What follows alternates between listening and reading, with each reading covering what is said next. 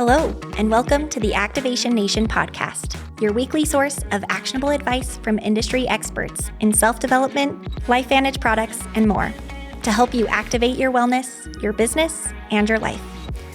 Today's episode focuses on personal growth and leadership development. But first, the legal stuff. You may hear our guests talk about the income they've earned or how their health has been affected with LifeVantage. Please note that the average annual earnings of a typical active LifeVantage consultant in 2022 was $885. For the most up-to-date information, please click the link in our show notes. Any product statements have not been evaluated by the Food and Drug Administration. Our products are not intended to diagnose, treat, cure, or prevent any disease. And now, here's your host to dive into today's story to help you activate your life. Hello, everybody, and welcome to Activation Nation, where we are back talking all about leadership. And we have someone who is truly incredible in this category, and that is an executive leader from Idaho, from the Boise area, Tanya Sheldon. Tanya has an incredible background in this industry and has built a thriving business with LifeVantage. And, you know, one of the things that you will find with Tanya is that she is so humble and so authentic, which really sets her up well to be having this discussion about leadership. So I hope you enjoy the conversation. Again, Tanya Sheldon from Idaho, executive leader. Thanks, everyone. Tanya, thanks so much for being here today. Thanks for having me. I was so honored when I got asked. I'm really excited to be here. Well, you definitely came to mind when we were looking at this topic as someone that we knew had just so much experience in. So thank you for sharing your time with us. And, you know, let's just jump right in. So I want to kick it off with kind of a generic question. And that is, what does leadership really mean to you? And how has your, definition of this concept of leadership really evolved over time? Yeah, the word leadership can be really intimidating and scary. And I think it's easy for people to assume that only certain people are cut out for leadership. And for me, when I got involved too, just that word leadership, I always thought it was intimidating. It was scary to me, but I knew that I wanted to be one. And even I know people can see the higher ranks, or they see people that are in front of the room, and there might be that burning desire in for them to want to be it, but they think that it takes just so much to become that person. And it doesn't have to take so much, because I think people minimize little consistent actions that can actually make you a leader and keep you going in that direction. And so, I mean, for me, the way that it's evolved over time, I just think coming into this company and wanting to have been one so badly, it really starts with yourself. Like, it starts in the form of you being accountable to yourself, being accountable to the fact that you know you want to be a leader. So then putting in consistent work, and many times the consistency that you have to do over and over to become a leader, it's not always fun stuff, but it's stuff that if you just stay consistent with those small, minute, mundane things, simply taking care of people and growing yourself on a daily basis, that is what can transform you into then becoming a leader. And you're not going to just think of yourself as a leader right away. I didn't. You don't just one day say, oh gosh, I'm a leader. It just happens over time. And if you put in that consistent work, I mean, to become a leader, how can you, I don't know. It's just that consistency to me that makes a big difference. Yeah. Well, you said something that, I has come up, and as we've done several of these podcasts, and it's not that just like you wake up and you're a leader. And I'm wondering if you can share a little bit about your journey in your LifeVantage business, because I agree with you. I think for some people, this concept of leadership is just either totally foreign or completely overwhelming. So I'm curious, like, when you joined this business, how did you, what was your take on leadership? And were you afraid? Were you like, I'm ready, let's go? Or, for that new person coming in who maybe just has no idea what we're even talking about, what would your advice to be to them? And how did you feel that in your early days of your business? Yeah, I was not ready. Let's go. I was like, I'm terrified. I'm scared to death. But I also knew deep within me that I wanted to make a difference in other people's lives. And I didn't coin that as leadership. I just knew that through the industry of network marketing, that the successful people I had met, they got to the position of leadership, quote unquote, by making an impact in other people's lives. And my first experience with leadership in our company, I mean, it was me sitting on a living room floor, looking up in admiration at Carrie Dickey and wanting to be her. And I proceeded to follow her around for an entire weekend. Because to me, if you want something bad enough, find somebody that has it and just become a great student. And after my first enrollment, I didn't right away consider myself a leader. But as you work to help someone else grow, and as you continue to do the things that terrify you and scare you and make you sweat, like you really are stepping into leadership, whether you title it that or not. Those are the steps you're taking to become a leader. And the things that I feel really shaped my leadership skills came from how other leaders were treating me and how I witnessed them treating other people. You learn ways that you want to be and you learn ways that you don't want to be. But some of the most impactful experiences have come from me and my own team. It's when you're doing the small things that you think you should just be doing, but you get feedback like, that made such an impact in my life, or you believing in me means so much to me, or you sending me this, or going out of your way to do a Zoom for me or present for me or meet my friend for a third-party validation. Like those little things that you just think are common sense that you should do, that's leadership. And when you make that impact in the lives of other people and you get that feedback back to you, that's when it's easier and became easier for me to understand, okay, like this is really happening. I am becoming a leader. And then you just want to do more of it because it feels so darn good. Oh, there's so many nuggets in that. I love how you shared your experience through watching others. And it really made me think, sometimes we do equate the leader with the person in front of the room and we think, I've got to be just like them. How important do you feel like it has been to develop your own leadership style and identify your own strengths versus saying, I want to be somebody else? Does that make sense? Yeah, it's so important. And it's so easy to compare, right? We all know comparison is a thief of joy. And it's especially when you have developed and you're developing a team and you're telling them, you're educating them and you're teaching them, and then they go and they hear the same thing from someone else, but they get it. And then it's so easy to question yourself as a leader. Am I not doing enough? Should I have done it differently? But if we get too much in our head, I know for me, if I get too much in my head and I question what I'm doing, that doesn't make me effective. And if I try to spend too much time being like someone else, I'm not going to succeed the way I'm supposed to succeed. I'm not going to become the leader I'm truly supposed to become for me, Tanya, if I'm trying to copycat someone else. And that has taken that's a long journey. It's a tough one. Yeah, but you have to hold on to the feedback you get from other people. You have to hold on to the fact that if you are being truly authentically yourself and you stay humble and you love people well, I mean, I just think that fundamentally, that makes you an amazing leader. And we need lots of different leaders. We need a melting pot of leaders. We don't need all the same, or no one's going to get where they need to go.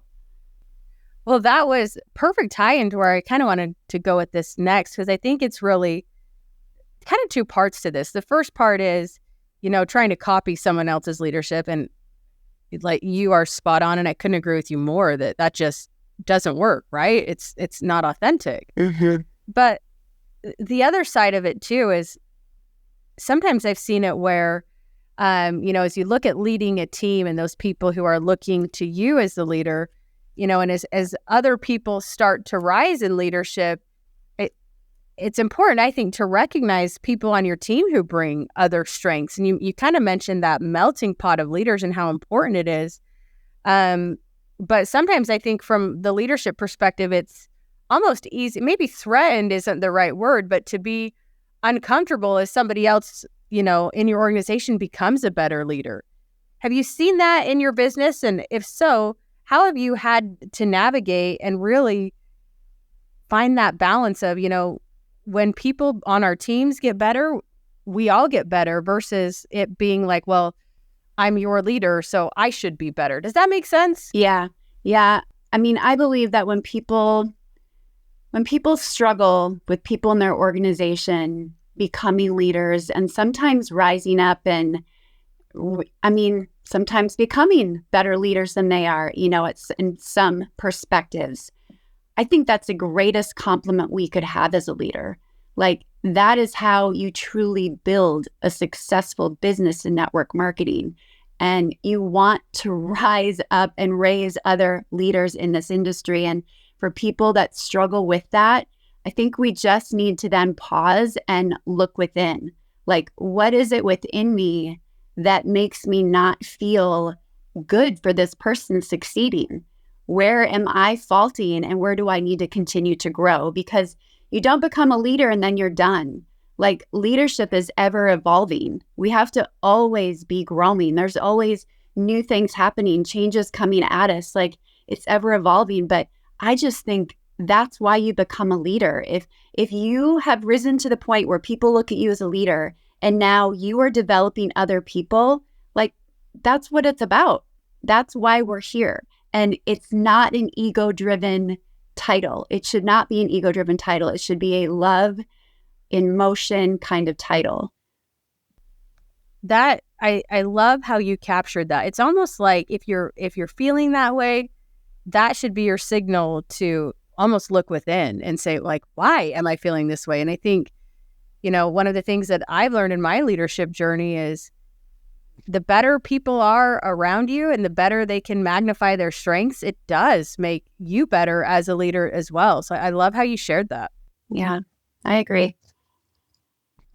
Well, as you look back on your journey and, hindsight is always 2020, you talked about, you weren't the person that came in and was like, all right, let's go, let's do this.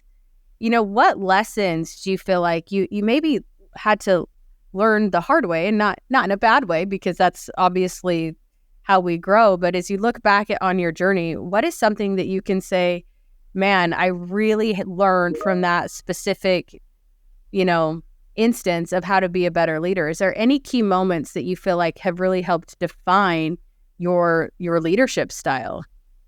I think for me, key moments are just, just specific moments like with my team. It's when I see them, I'm going to take a drink so I don't get emotional. Well, authentic is always the best. You'd be like, it's an emotional topic because it's so personal. That's why you're such a good leader. Yeah, I just, it's,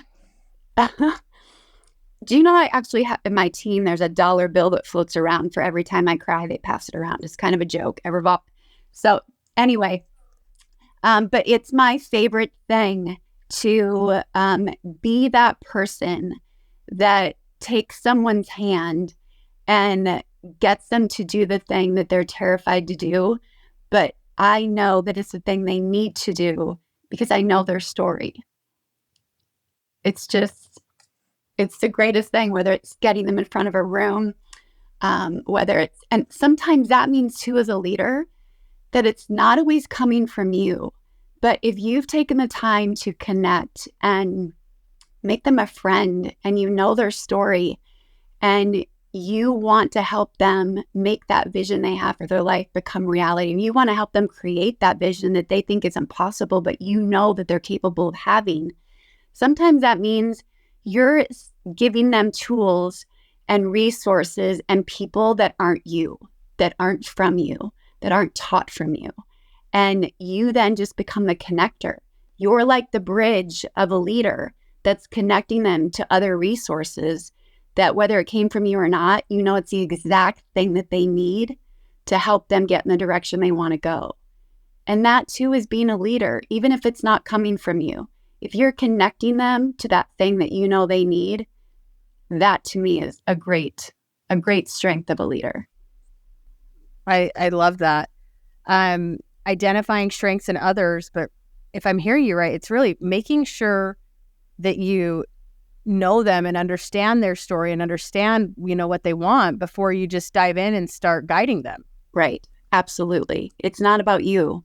The minute someone new is put in front of you, the best skill set you can have as a leader is listening. It's asking the questions to listen, not asking the questions to respond. One of the things that I know you see as a leader that is just, it's just life, is that we talked about a lot of different leadership styles and the importance of that melting pot. But as your team has gotten bigger and you've developed more and more leaders, how have you taken on that responsibility of making sure that the team is cohesive? They might have different viewpoints on some things, they might have different strengths, but really this concept of we're better together. And how have you really tried to foster that, a higher goal of leadership within a team with so many different leaders in your business? Yeah, I think the really important thing is you've got to get them to the events, because when you can get people from different sides of the world, sometimes for leaders, or different sides of the US to events to come together, and you can sit them beside each other, or you can take this person that's alone in one city with this group that's being created in another state and help them to feel a part of something bigger. That makes a huge impact, because I want my team to be friends as well. I want them to find accountability within one another. And having that culture, it's so, so important. Like, we don't use the terms downline, upline. It's teammates. This is my business partner. From the minute that someone comes in, I don't want them to look at me that way. I want them to look at me as their partner in this, to help them expand their business. And when we take the time to connect with our people and we connect with them personally, it just makes them feel seen. And that's what people need today. And the other, I think, really important thing that I really try to do is, it's a big deal, but I want them to know I believe in them 1000%. And if they have to borrow my belief while they go through this journey and build their own belief in themselves, again, it's just such an important gift that I can give them. And then I think another big thing is making sure that outside of them showing up to company events, create events outside of that. Go to an apple orchard, do a summer event, like get together non-business related, just so that you build that culture and that community so that they don't ever want to leave it. They know that they have a safe place and they have like a second family when they're with you. I love that concept of second family.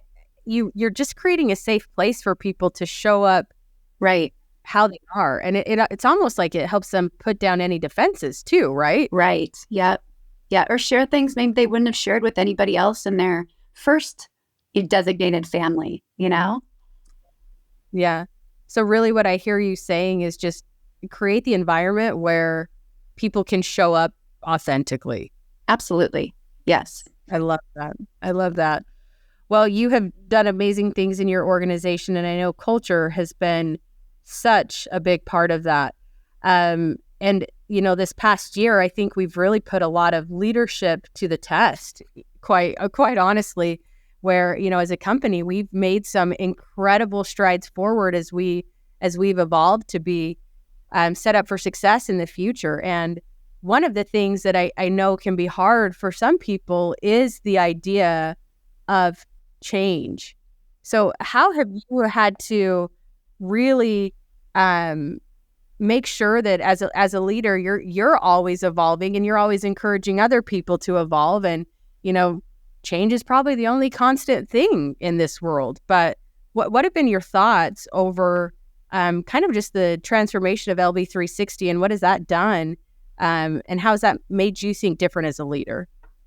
Yeah, when change is happening on a big scale like this, what I've learned is you can't be reactive. And just because you have that title of leader doesn't mean that you're not going to feel some fear or have your own questions. But the place that you can't take that is to your team. You have to take that to your mentors and your leaders and talk it through with them. And because your words, your energy, that matters so, so much. And again, change can scare people, and they're going to be looking to you for clarity. They're going to be looking to you for vision.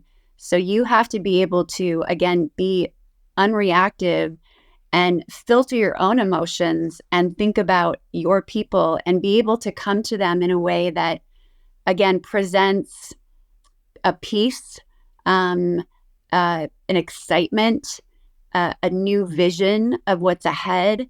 And again, providing clarity and understanding, and then also making sure that it's understood, not just talking at them, but truly talking to them and making sure that what they're hearing and what they're seeing is that clear to them. Because you may have clarity, but if your team doesn't have clarity, people are not going to move.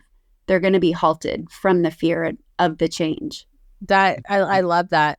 And you said something that I think is really important is, just because you're the leader doesn't mean that you're not, like, you don't have your own fears. You don't have your own things that you're working through. Because I think that's just honest. And I love that you're vulnerable about that. Because sometimes, people equate this idea of leadership with like, you've arrived or you've got all the answers. And I just don't think that's ever the case. You also said, be careful of, showing that downward. Be careful of what negativity in any way you take into your organization. So my question for you is, what do you do in those situations when you are, and Tanya, you're an executive leader in this company, you have had tremendous success, but when you have those moments where you're like, I need that leadership, or I need some help here, how do you respond in those situations? I go to my enrollers. I mean, I'm so blessed with the bloodline that I have in this company. I mean, Stu Brody, Carrie Dickey, Carrie Williams, Maria Williams, Pam Gordon, Joanne Shearer, Nikki Elsine, and the Pose. I mean, come on now. And every single one of them, like, I've learned from them, from listening to them, from watching them, from the way that they make themselves accessible to me, from the way they love me, the way they believe in me. And I know that I can take anything to them. I mean, they just have laid that down from day one. And they're the people I go to. And they're the people I get to be vulnerable with, or maybe, share frustrations or share my fears. And they, as my mentors, I mean, they just always bring it back, because you may, again, have that title, but you don't know what you don't know. There's always something to learn, or always something new to learn. And it never fails. I will go to them, and whether I'm beating myself up, or things aren't moving the way that I want them to move, or going fast enough, or the changes are happening, they always can bring me to a place of calm and a place, again, of being excited and helping me see the big picture and what's ahead. And once I do that, it sets me up to then go to my team and do the same thing.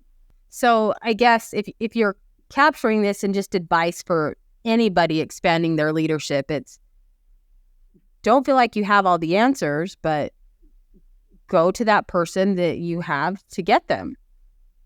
Absolutely. Yep.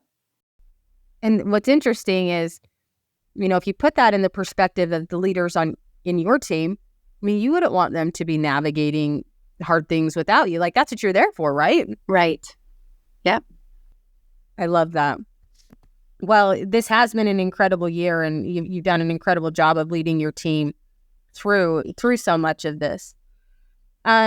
the next question I want to ask you kind of goes along the lines of this, but if you were to look back kind of at your journey as a leader, are there any key moments that stood out where a shift happened, or where maybe you were seeing something one way and somebody was able to reframe?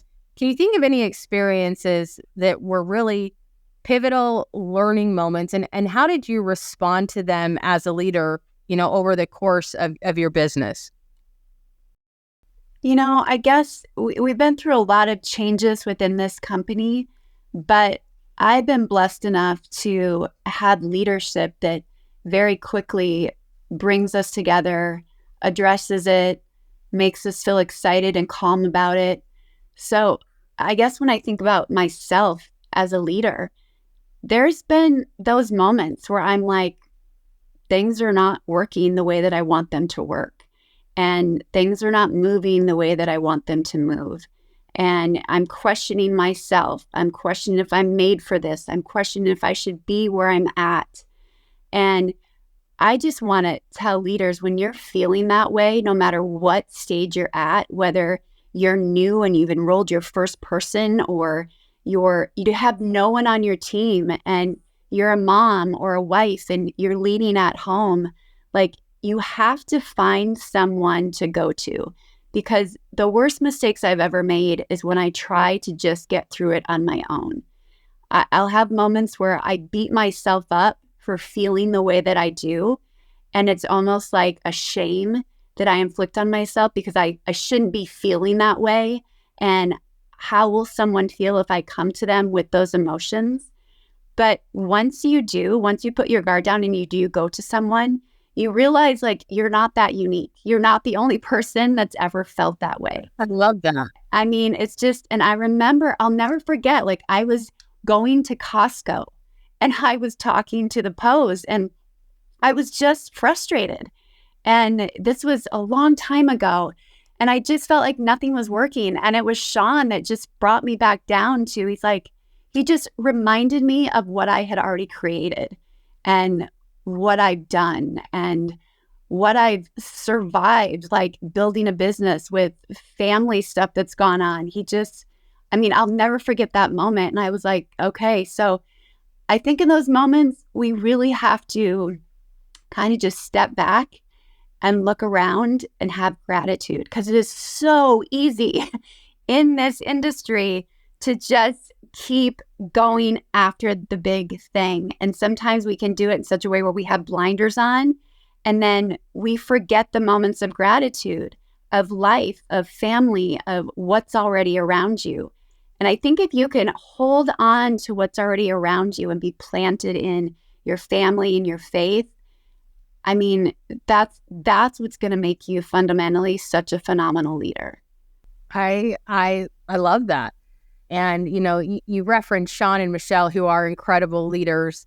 And, the feedback that he gave you, just like, hey, remember what you've created. Mm-hmm. But you also had to be open to receive that feedback. Yeah. So I guess the next question I have for you is, how does being open to feedback correlate with somebody's ability to become a better leader? You're like, all the time. You're like, the same thing, right? Yeah. You just have to put ego aside. You have to stay humble, because if you are ego driven, if you are title driven, if you are spotlight driven, like, you're not going to hear what you need to hear. And again, none of us have ever arrived. And if there's feedback that you need to get, or if you're going to somebody with something, I remember telling my team once, we went to this event outside of our company, just to grow, just a personal development seminar. And I remember telling them, when you go into this, it's going to feel kind of hoaxy. It's going to feel weird. So go in with no assumptions, go in with no expectations, and go in with an empty cup. And just really take it in, don't judge it, and allow your cup to be filled. And they said over and over, they were so glad that I told them that before they went into it, because they said, otherwise we probably would have been like, okay, this is so weird. And I think the same goes for when you go to someone for advice, or you go to someone for leadership for yourself.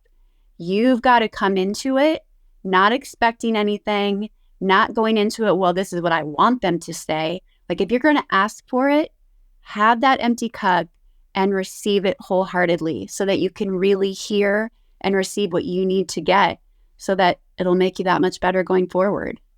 You answered that just perfectly. I'm sitting here listening to your responses, and, the openness, have an empty cup, put the ego aside.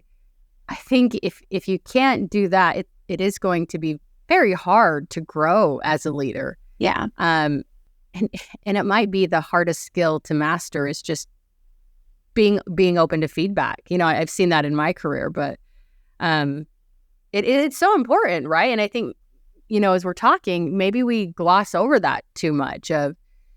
We talk about some of those incredible leadership skills, about consistency and keep going, but it's also about being open to the right kind of feedback. Yeah, and I think that's a good trait of a leader too, honestly, is because you're going to have those people that are phenomenal in your organization. And sometimes maybe if they get to a point where suddenly they are doing things that maybe aren't benefiting other people, as a leader, it's your job to sometimes tell them what they need to hear and not always what they want to hear. And that can be the hardest thing to do sometimes. I was going to say, that can't be easy. What has been your experience with that? Oh, boy. It's growth. Yeah, it's just drama is not fun to deal with. It's just not. But it is necessary for the culture of your team, for the growth of your team. And it takes a lot of energy from you. It sure does, but it's a necessary thing. And you have to do it, one, for the sake of your own sanity, honestly, but most importantly, you have to do it for the sake of your team. Because again, if you don't have that strong culture and community, it's going to be really hard to have expansion and growth. I love that. And I agree with you. It is, that line, that balance of telling people what they need to hear, not necessarily what they want to hear, is a very difficult thing to master as a leader. But I agree with you. It's one of the things that is most necessary for growth. Right. Absolutely. Well, Tanya, as we wrap this up, this has been absolutely incredible. I want to end with just one question that I like to end a lot of these podcasts with, but I want you to go back to the first day of your business, and I want you to really put yourself in that space. And for those people listening to this call who maybe today is day one in LifeVantage for them, or maybe they're resetting and they've been here a while and it's like today is the reset day, what advice would you give to someone in that brand new space of really how to tackle and become a better leader? I would say to them, just as I said to myself, like, you may be terrified, you may be afraid, but if I look back when I first got started, that fear, I know it came from the judgment I thought others would have for me. It came from the fear of what if it doesn't work again? It just came from so many what ifs. And I don't want you to have to deal with that anymore. I mean, I was in 7 companies before I got into this company, and I was over it. I'm like, I'm going to make it work. I wanted to make it work because I wanted to finally discover what I was capable of doing. And that is the greatest gift that you can give to yourself, that you can give to whomever it is, who you believe in with your faith. It's the greatest gift that you can give, is for you to continue to move forward and do the things that scare you to death, but that will make you become that person that you were put on this earth to become. And you cannot do it by yourself. You cannot do it by yourself. No leader has become a leader by traveling the journey all by themselves. You have to tap into other people. You have to show up to the things you don't want to show up to. You have to showing up. Just by showing up, you're doing 90% more than most people. You're doing so much more than the majority of the people around you just by showing up. And then when you show up, it's giving it everything that you can, even through the fear. It's doing it afraid. And I promise you, if you just continue to do it afraid, ask for help, show up even when you don't want to, like, it's going to happen. It will happen. I love that. And sometimes it is just do it afraid. And the more you do it, the less afraid you'll be next time, right? Exactly. Well, Tanya, this has been just an incredible podcast. It's going to be one that people go back and listen to over and over. So thank you for your time. Any last thoughts that you want to share? No, I'm sorry for the rough start. I feel like I was all over the place. I was so nervous to do this. I was so surprised I even got asked. So, I mean, that's the thing. When opportunity comes your way, no matter what stage you're at in your leadership, you got to take it. And I will be honest, there have been moments in my journey with LifeVantage, not even so long ago, where I've been asked for opportunities and I don't do it because the belief in myself just isn't there. I just don't think that I'm good enough. And if you're feeding yourself with that kind of belief, you're not heading in the direction you're supposed to be heading in. So I guess that's my last phrase too, is say yes. And again, like we said, Kristen, just do it afraid. Because that's when you know you're heading in the direction you're supposed to be heading in. That you could not have ended that in a better way. And you've been incredible, and you have earned every right to be on here. You have done amazing things in your team, and you really are somebody who is a phenomenal leader, and we are so lucky to have you as one of our executive consultants. So, Tanya, thanks for your time today, but more importantly, thanks for your commitment to LifeVantage and to leadership, because as you are growing as a leader, you're helping others around you do the same, and it has a global impact, and we see it, and we're grateful for you. I'm grateful for you. Thank you so much. You're welcome. All right, everybody. Well, that does it for this episode of Activation Nation with Tanya Sheldon, executive leader from Idaho. Hope you loved this episode as much as we did. Tanya, thanks again. Have a great day, everyone. Bye. Thank you for tuning in to the Activation Nation podcast. Be sure to subscribe so you never miss an episode. Tell your friends and share your biggest takeaways from today's discussion with anyone who could benefit from them. This episode is sponsored by LifeVantage Legacy, a nonprofit dedicated to improving lives and building a lasting impact for those in need around the world. Learn more at lifevantage.com. We look forward to sharing more with you during next week's conversation. Thanks for listening and being an important part of the LifeVantage community.